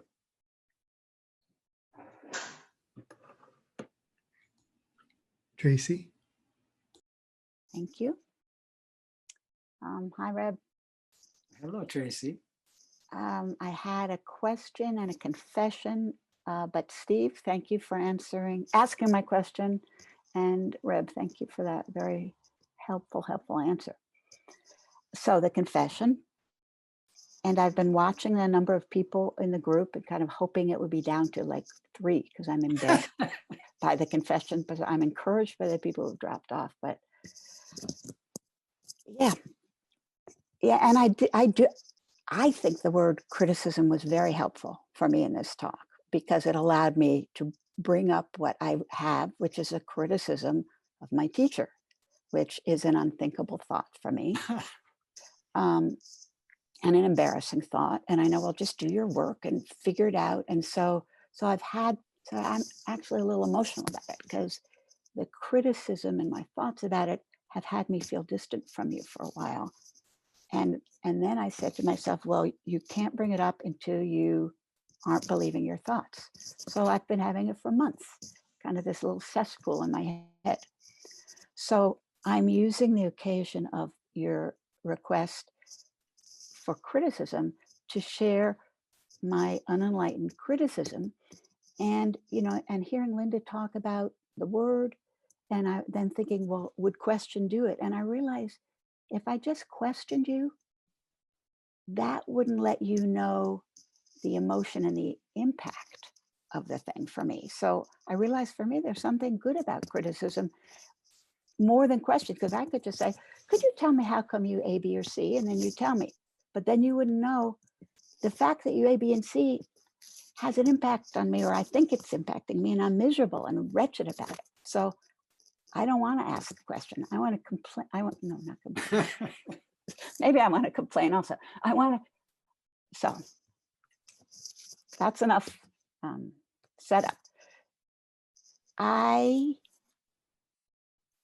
My thoughts are, we are living in a war zone, and you mentioned the various arenas: political, emotional, social, etc. I need my teacher. How can you not be more available to us? And then I feel so embarrassed because almost everyone who asked a question today thanked you so much and said how great this call is. And it is. And I'm here in my little grasping mind saying, yeah, twice a month. Come on, I have to live with this world every minute of every day. I can hardly bear it. I so wish to have more direct access to you. And by direct access, I mean this. And you and I have talked about this, and I've written to you about it. And you said that you're constantly looking for ways to be available. And I'm thinking, this is what constantly looking at it results a couple times a month. So then back in my little thing. All right. That's more than enough to say. So it helps. I find these are extraordinary times. It's extraordinarily challenging and painful and fear and dreadful. And being with you in real time makes a huge difference. And I want you to know that again. And I guess I feel like I've made my request, so I don't feel like I have any more requests. I just want you to know that for this moment, and that at least I won't have the added thing of cesspool in my head of not talking to you about it. Do you feel somewhat clear now that you've expressed that? I feel a little lighter. Lighter. Yeah. Mm-hmm. And I knew even before I talked that would happen. I could tell that was going to happen. And so I was hoping you weren't going to close the call before I got a chance to unload. Do you want a response from me? I would, yes. Okay. So I think you already know this, but you have made this request before, and I think you know that I think about you making that request a lot. Do you know that? So now you do. So more than once a week, we have this amazing brain, right? More than once a week, I think of you who has asked me to have more meetings. So I'm only have the number of meetings that have been happening, but between all those meetings, I think of you many times, wanting me to have more meetings. Okay. So I got your message, and also I keep thinking about it because I have not heard from you. Dear Reb, you're offering too many meetings. I haven't heard that. So until I hear that, I think maybe you want more meetings. True. And I remember that. Okay. Without even working at it, it just comes up in my mind. This person, plus maybe some other people, want more meetings than there are. Okay. Now, part of what I'm doing with these meetings is I'm thinking about how many meetings to have. And part of me does not want to offer meetings and then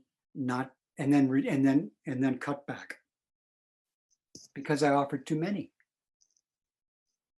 Because I think that would be more disturbing than maybe increasing. Well, how so? Why would that be more disturbing?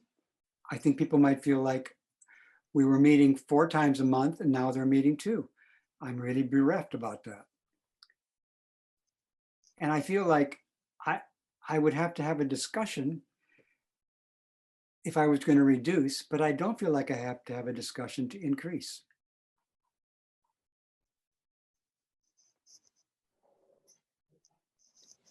And a discussion to reduce is kind of difficult to have. How would I do that? So anyway, I'm trying to be steady. And part of my practice is to do something that I think I can continue rather than start something and then not be able to continue.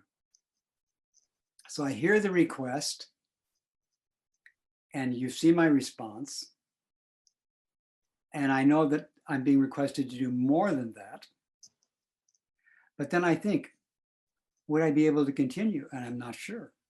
I'd rather do something that I can continue than to start something of trying to help somebody and then have to stop. So generally, that's part of what I'm considering is what can I continue? And this is what I can continue so far. However, I keep my eyes out for more. And could I do more and then continue? I really feel like if I build a temple, I want to be able to continue it before I built another temple. So that's part of my side of it, is I hear the request and I remember it a lot. And then I'm watching to see what more could I do that I could do on a continuous basis, or maybe something that I could do that wouldn't seem like I'm starting something and stopping something. So this is part of what I go through. That's very helpful. I appreciate your sharing that with me. And I appreciate you expressing what you just expressed. I really appreciate that. Thank you so much. I hope you feel appreciated. I do. Good. I do. Thank you. I appreciate all your feedback, all your questions. So, and if I don't, I'll let you know. You'll be able to see. And then if I seem not to appreciate, then question me about that. Did you just not appreciate my question?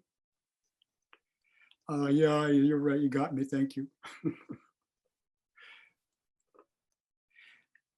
Now, I'm willing to continue, but I'm also aware that Jiryu might want to go to lunch. And, I think he has to stay until it's over, don't you? Could you go to lunch and have me take care of it? Jiryu? I'm very happy to continue. Okay. So are there some more questions? There are. Amanda is next. Well, part of me really would like to have Jiryu feel like he could go to lunch, but I hear from Jiryu that he's okay being here. So I feel invited to lunch. Thank you. Yes. And my question that has been coming up and on my heart recently has been the way that questioning and the precept of not killing, I've been in kind of contemplating questioning and the precept of not killing. And I feel like actually your conversation with Tracy sort of illuminated, it was an answer to that question. And I just wonder if you could say something about how calling one another into question is maybe related to the precept of not killing. Is it related to the precept of not killing? Well, last night I was in a workshop, and I looked up at the ceiling. I live in a wooden house, and I looked up at the ceiling, and on the beam above me was a termite. Termites eat wood, and there are termites eating this house. And yeah, and part of me thought, I questioned myself, what should I do with that termite? And again, people could see me, so that they would see if I was going to kill the termite, they would see me. But and I probably should tell people I'm about to kill a termite. Anyway, I questioned myself about what to do about that termite. As it turned out, I did not kill the termite, but I was wondering about killing the termite to protect the house. But I was wondering, I was questioning. That's my practice when it came to that termite. And so, and then somebody didn't pick up, at Green Gulch, somebody ordered some turkey, and it got put in my town trip basket. And we made an announcement asking if anybody ordered the turkey, and nobody's come forward, and it's been a month. So recently I ate the turkey. But I wonder about that. So yeah, I'm kind of into questioning almost everything I do. And that's in accord with the precept of not killing. I think to not question what you're doing is not honoring that precept. And questioning that at least honors the precept to some extent. I'm not saying it's perfect, but it's compatible with the precept to question whatever you're doing, including what you're eating and how you're protecting your house and your children. Many years ago, when my daughter was young, a rat was in our house, and I saw this rat running towards my daughter.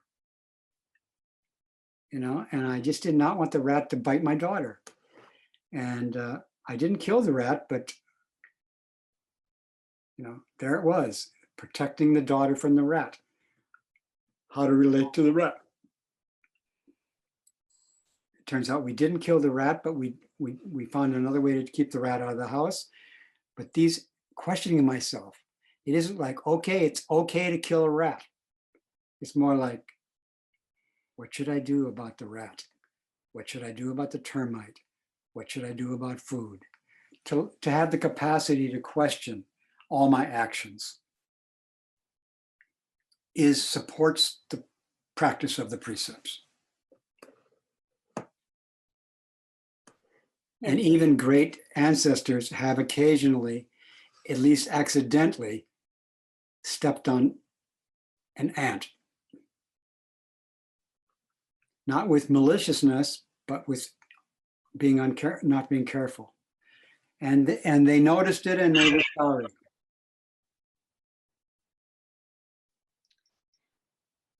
I'm noticing in this process that also you're considering the rat, you're considering the termite, you're considering the ant, you're becoming intimate with your surroundings in a certain way. I think, yeah, that the questioning process in terms of a call to intimacy and finding our way with our true relationship is, yeah, it's a pool of contemplation for me right now.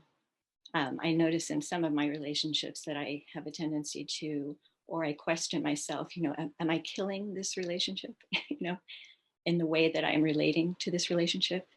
Am I reifying in a way that is killing this relationship? Am I not questioning? Yeah. And that's really killing the intimacy of this relationship. Mhm.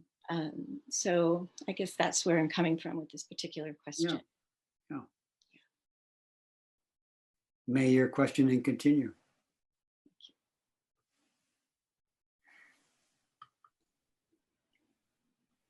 Matthew?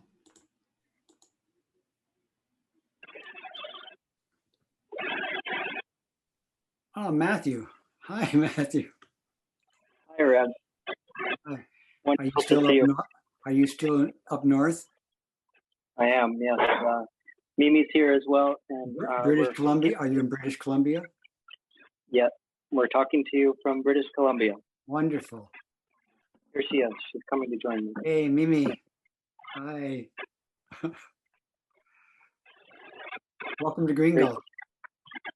Oh, it's good to be here with you and the rest of the Sangha in this way. My question for you goes back to the two stories you shared about from our Zen ancestors. And Yang, was it? Mm-hmm. Fa Yen. Yen. In the two stories, one of the student speaking to the master and one of essentially two masters questioning one another. I think I heard the response from teacher and student for one and the other. I think the phrase and the words were the same. That's right. They were so the same. My question to you then, okay, I did hear that. Okay, the way I did hear that. So my question then is, can you help me understand what conditions were different when the teacher gave the answer, gave the response? In my that case is, I believe, it's I'm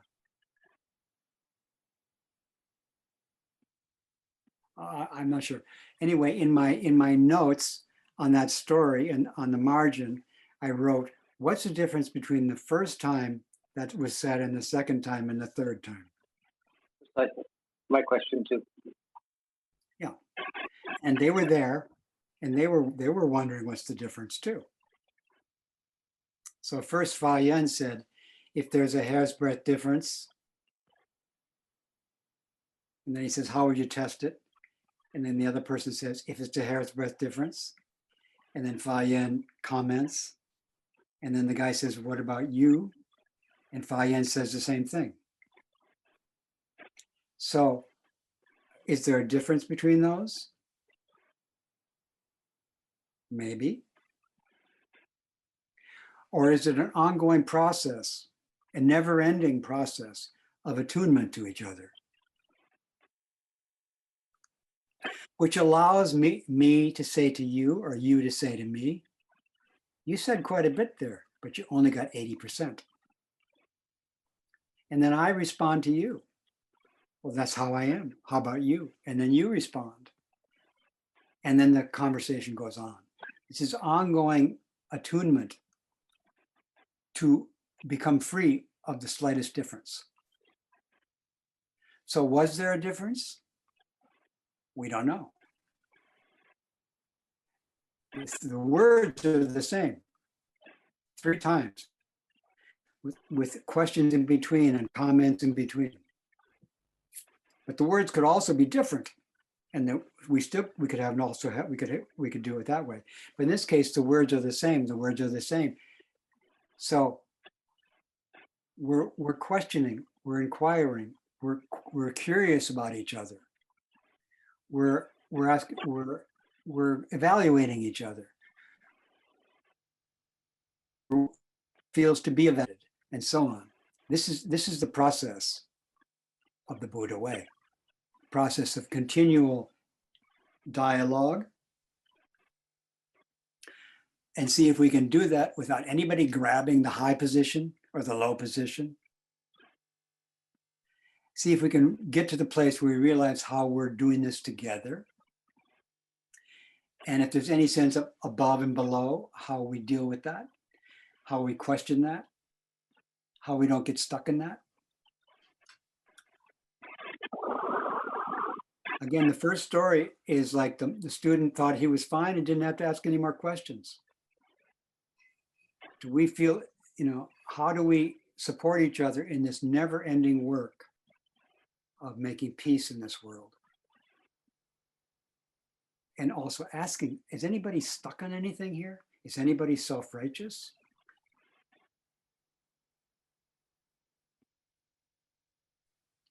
So we could talk for the rest of our lives about what the difference might be between the three statements that sound the same. And that would be another conversation.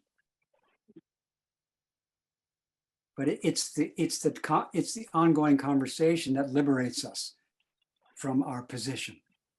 And then when we're liberated, then we demonstrate the liberation by continuing the conversation and continuing the liberation. And we demonstrate our liberation by showing how willing we are to be questioned again, and how willing we are to never close down the shop, and never to grab absolute truth for ourselves, never to be self-righteous.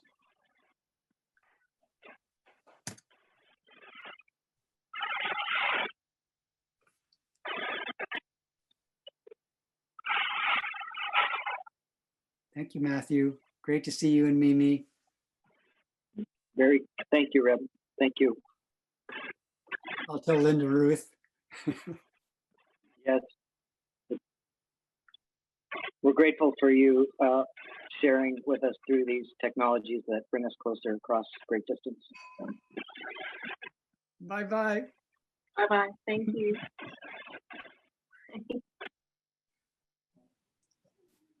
Any more? Two more for now. Deborah?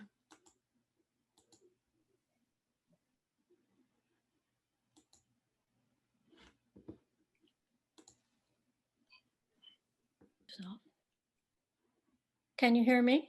I can. Hi, Reb. I want to say hello to you after Hello, many, many Deborah. years. Deborah West. Hi, Deborah I don't know West. if you even remember me. I totally do. I, You were living down in Central California last time. I'm still down in Central California. Yeah. Seems a long way from San Francisco and from the Bay Area. Hello, Deborah. I don't really have a question except how are you? I'm happy to see you. That's how I am. Thank you very much. I won't take any more time. Thank you. You're welcome. Cynthia?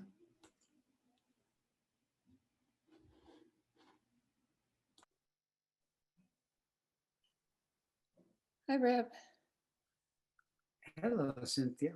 Yeah. Cindy. Cindy, yes. Hi. Over the last 35, 38 years that I've known about you and listened to your talks, I've always tried to figure out what song you were going to sing in the end. And early in this talk, I was thinking of I Like New York in June. Exactly. Yes, That's what I thought of too. Okay. That's all. But thank you. Yeah, you're welcome. And thanks for reading my mind. Yeah. I thought of it during that story where it said, where the Fa Yen said, you only got 80%. And Shushan said, I'm just like this. How about you? Yes. Okay, are we done with the questions? I'm done, yeah.